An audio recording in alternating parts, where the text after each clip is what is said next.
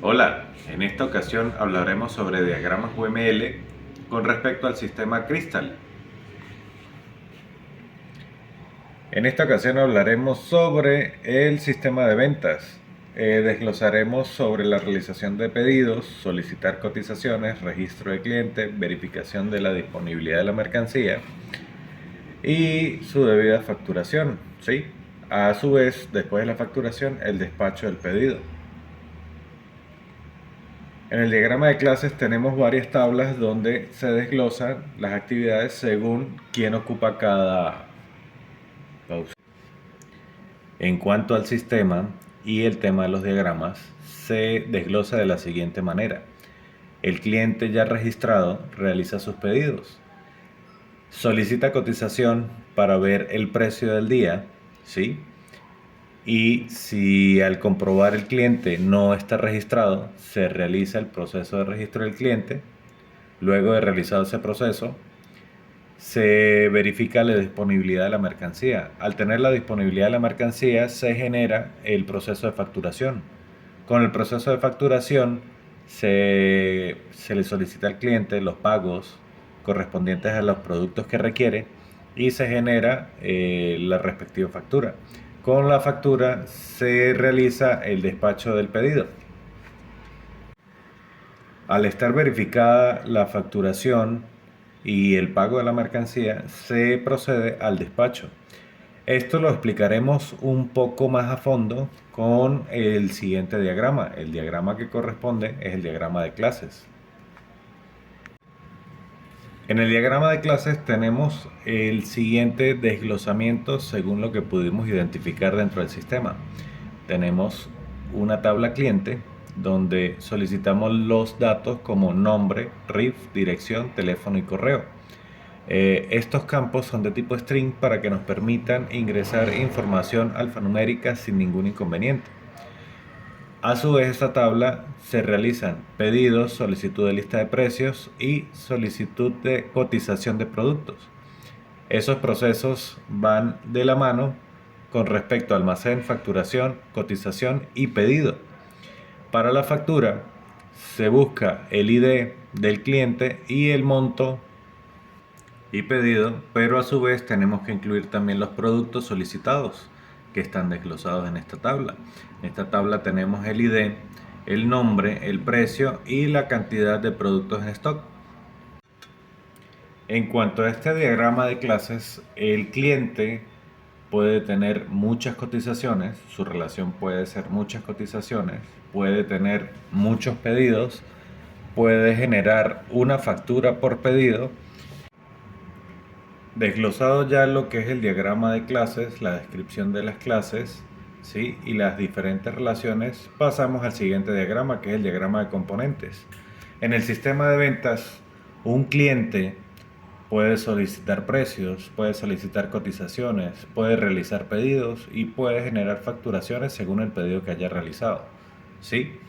El sistema de precios lo establece la empresa mediante el costo de la mercancía más la cotización de la moneda de curso legal, bien sea en divisas, bien sea en bolívares. Es el sistema de cobro de la empresa, el sistema de monetización. El sistema de cotizaciones tiene que ver con la existencia de la mercancía para que el cliente lo que requiera se le pueda despachar. En el sistema de pedidos ya es confirmada la cotización para realizar la facturación, y el sistema de facturación es generar ya, después de acuerdo con el cliente, toda la parte donde ellos van a formalizar el pago de la mercancía requerida. El sistema de pedidos verifica el registro del cliente. Si el registro del cliente está activo, procede a la facturación. Si no está activo, procede al ingreso del cliente como nuevo para poderle generar un espacio dentro del sistema. Con respecto a este diagrama, hacemos una breve descripción de los componentes. Cliente, que representa al usuario que interactúa con el sistema. Sistema de pedidos, que maneja la creación y gestión de pedidos. Sistema de precios, que proporciona la lista de precios de los productos. Sistema de cotizaciones, que permite solicitar cotización del producto. Registro de clientes, que se encarga de los nuevos clientes de registrar en el sistema. El sistema de inventario verifica la disponibilidad de los productos en el inventario, la facturación genera y gestiona todas las facturas basadas en los pedidos. Y la impresora de facturas, que se encarga de generar en físico las impresiones de las facturas generadas. Y por último nos queda almacén, que es el que se encarga de despachar los pedidos al cliente. Las organizaciones que interactúan con sus clientes a menudo necesitan conocer sus procesos para saber cómo sería esa interacción. Para ello, crear un diagrama de casos de uso inspirado en la industria de la programación de software es una excelente forma de hacerlo. Los diagramas de casos de uso son representaciones gráficas que describen cómo los usuarios interactúan con el sistema. Los diagramas de casos de uso muestran su relación entre los actores y los casos de uso. En este caso, los actores serían los usuarios y los casos de uso serían las funciones que proporciona el sistema. Los diagramas de caso de uso son utilizados principalmente en la programación de computadoras, pero su uso se ha extendido tanto en otras áreas de negocio que incluso las organizaciones se han dedicado a crear diagramas de casos de uso para ver hasta qué punto puede una persona interactuar con su organización. También se debe tener claro los requisitos funcionales y no funcionales del sistema. Vamos a hablar sobre los requisitos funcionales. Son aquellos que son esenciales o primordiales para el funcionamiento del sistema. Ellos son los que van a medir la funcionalidad esperada por el usuario hacia el sistema. En este caso podríamos colocar como ejemplo las autenticaciones de usuario o que el sistema como tal sea una interfaz amigable, de manera tal que el usuario pueda interactuar con el sistema sin necesidad de ayuda de un humano. Por otro lado tenemos los requisitos no funcionales, que son las características específicas que debe tener el equipo como tal para el buen funcionamiento del sistema.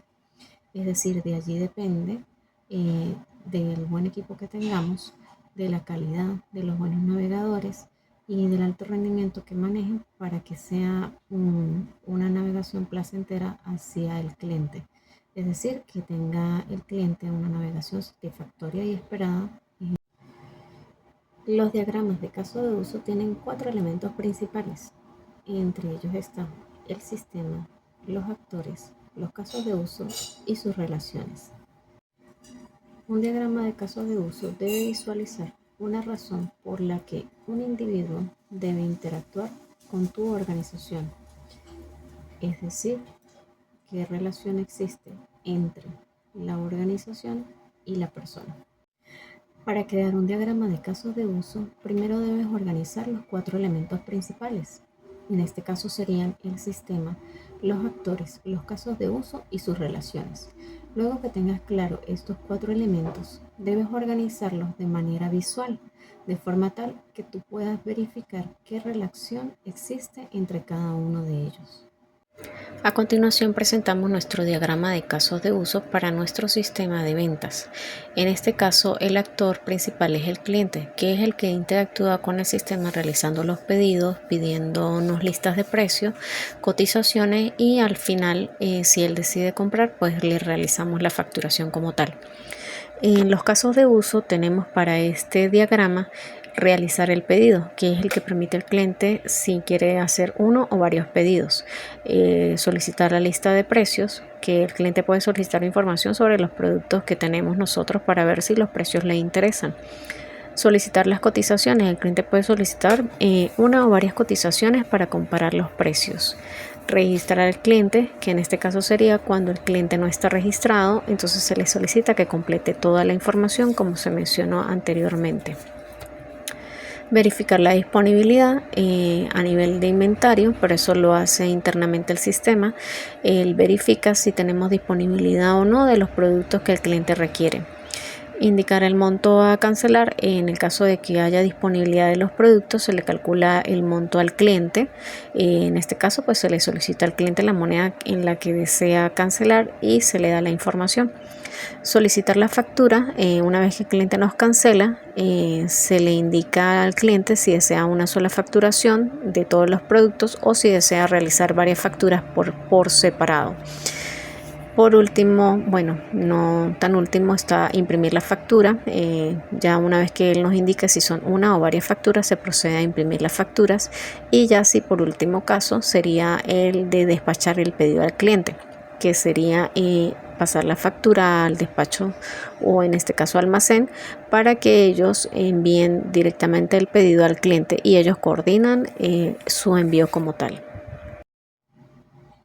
El lenguaje de modelado unificado, UML, es un método estandarizado de crear representaciones visuales que muestran las diferentes interacciones entre los elementos. El diagrama de actividades visualiza el comportamiento dinámico de un sistema, es decir, que visualiza el flujo de una actividad a otra. ¿Cuándo se debe realizar un diagrama de actividad? Un diagrama de actividad de UML se debe realizar siempre que se desee realizar un flujo dinámico de relaciones que componen una actividad empresarial. En nuestro caso vamos a utilizar el diagrama de actividades para representar el flujo de acciones de cualquier actividad. En este caso sería de nuestro sistema de ventas, que es el que estamos manejando actualmente. Allí vamos a verificar cómo es el funcionamiento entre el cliente y el sistema. Para crear un diagrama de actividad, debes tener en cuenta los siguientes elementos. Número 1. Identificar los elementos y las acciones. Es decir, que debes saber cuáles son las actividades principales que se van a desarrollar dentro del funcionamiento de ese sistema. Si debes tener en cuenta cuáles son las actividades que se van a desarrollar, qué acciones están involucradas y qué recursos se van a necesitar. Número 2. Debes determinar la relación entre los elementos, es decir, que debes comenzar a mapear las relaciones entre las acciones, es decir, qué decisiones hay, qué actores están interviniendo y qué otros elementos se toman en consideración al momento de realizar un diagrama de actividades.